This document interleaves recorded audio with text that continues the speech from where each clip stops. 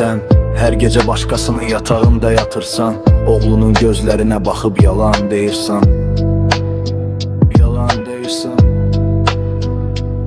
Sən özünü ucuz satırsan, hər axşam yeni ad. Oğlun sənin adını eşidəndə başını aşağı salır. İşdəyəm deyirsən, amma küçələrdə sənin izlərin. Kiçik oğlan gecələr anasının qoxusunu axtarır.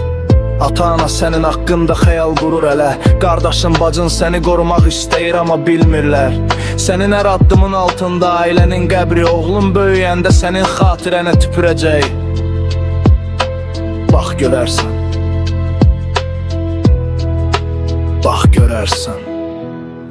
Özünü satırsan, oğlunu satırsan, hər qucaq oğlunun ürəyinə zəhər, hər yalan bıçaq.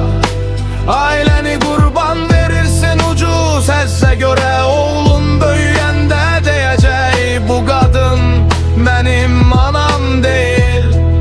Bu yol səni yox, ailəni məhv edir. Oğlun sənin uç batından kişiliğini itirəcək. Özünü aldatırsan, onları aldatırsan, sənin günahın oğlunun taleyini qaraldacaq. Kiçik oğlan gecələr yuxuda ağlayır, çünki anasının qoxusu başqasının əlindədir. Sən siqaret çəkib gülürsən, mənim həyatım deyirsən, amma oğlunun həyatı sənin əlində yanıb kül olur. Qardaşın səni müdafiə edə bilməyəcək, bacın sənin adını eşidəndə üzünü çevirəcək. Ata-ana qocalıb sənin xəbərin yox, bir gün qapı döyüləndə qızımız hardadır deyəcəklər. Özünü satırsan, oğlunu satırsan, hər gecə oğlunun uşaqlığını oğurlayırsan, ailəni qurban verirsin bir gecəlik əzzə. Oğlun böyüyəndə sənə baxıb tüpürəcək.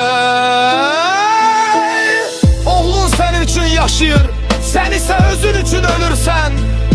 Bu xəyanət sənə deyil, oğluna, ailəyə xəyanətdir. Dön ana, dön, yoxsa oğlun sənsiz böyüyəcək və bir gün deyəcək, mən belə ananı tanımamışam.